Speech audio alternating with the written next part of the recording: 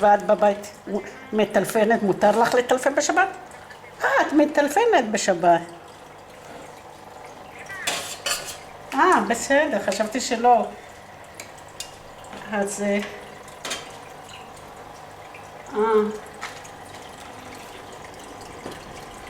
רגע, מתוק, אני אגיד לענת משהו. ענת, תסגרי. ביי. עכשיו מתוק, אני איתך. הייתי עם הבת שלי, כן.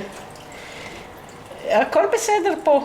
יש לנו פה בעיית דג. דג גדול בלה דג קטן, והוא נחנק איתו ואני מנסה להוציא אותו ואני לא מצליחה. מה זה בעיה? הוא שלא יחנק הגדול. מה זה בעיה זה?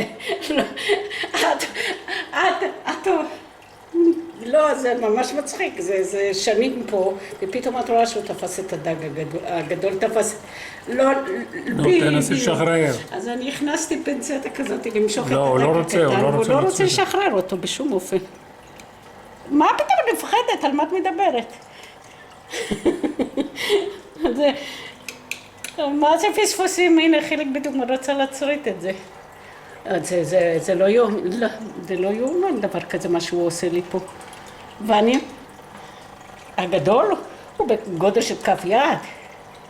גדול, ואיך? אבל הוא כאן גר כל חודשיים איתו יחד ולא קרה כלום.